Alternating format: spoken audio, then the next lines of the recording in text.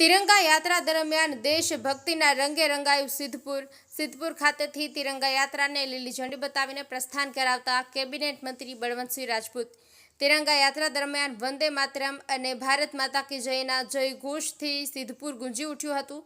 ભારત દેશના વડાપ્રધાન નરેન્દ્ર મોદીના આહવાનથી સમગ્ર દેશમાં હર ઘર તિરંગા અભિયાન ચાલી રહ્યું છે, જેને અનુલક્ષીને કેબિનેટ મંત્રી બળવંતસિંહ રાજપૂતે તિરંગા યાત્રાને LH હાઈસ્કૂલ સિદ્ધપુર મુકામે લીલી ઝંડી બતાવીને પ્રસ્થાન કરાવ્યું હતું।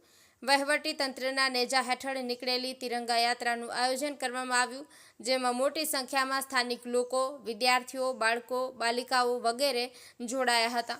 દેશમાં આઝાદીના અમૃત મહોત્સવ અંતર્ગત હર ઘર તિરંગા કાર્યક્રમ ઉજવાઈ રહ્યો છે, જે કાર્યક્રમને સફળ બનાવવા આજે સિદ્ધપુર શહેરમાં તિરંગા યાત્રા યોજાઈ હતી। જિલ્લામાં વહીવટી તંત્ર દ્વારા આયોજિત યાત્રામાં સ્વૈચ્છિક સંસ્થાઓ તેમજ સિદ્ધપુર નગરજનો સહિત હજારોની સંખ્યામાં જનમેદની તિરંગા યાત્રામાં જોડાઈ હતી। આ તિરંગા યાત્રામાં કેબિનેટ મંત્રી બળવંતસિંહ રાજપૂત, જિલ્લા વિકાસ અધિકારી CL પટેલ, નગરપાલિકા પ્રમુખ અનિતાબેન પટેલ, સંગઠનના હોદ્દેદારો ઉપરાંત જિલ્લાના ઉચ્ચ અધિકારીઓ તેમજ પદાધિકારીઓ આ તિરંગા યાત્રામાં જોડાયા હતા।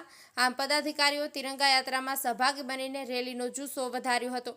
સિદ્ધપુર વિસ્તારમાં આવેલા પ્રતિમાઓ જેમને રાષ્ટ્રના ઘડતરમાં મહત્વનો ભાગ ભજવ્યો છે, જેથી તિરંગા યાત્રામાં કેબિનેટ મંત્રી તેમજ રેલીમાં સામેલ થયેલા મહાનુભાવો દ્વારા પ્રતિમાઓ પર પુષ્પાંજલિ કરવામાં આવી હતી।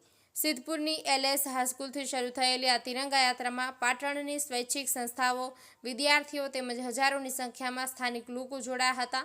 તિરંગા યાત્રામાં વીરોને સમર્પિત દેશભક્તિની ભાવનાને ઉજાગર કરતા સાંસ્કૃતિક ગીતોની સરવાણી કરવામાં આવી હતી।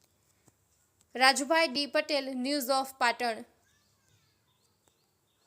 આજની આ તિરંગા યાત્રા એ કોઈ કાર્યક્રમ નથી। તિરંગા યાત્રા એટલે 145 કરોડ દેશવાસીઓનો પ્રેમ, 145 કરોડ દેશવાસીઓનો ઉત્સવ, એના જે સંકલ્પો છે કે સ્વચ્છતા, માँ के नाम एक पेड़ અને આત્મનિર્ભર બનીએ, એ પ્રકારના સંકલ્પ સાથેની આ યાત્રા છે।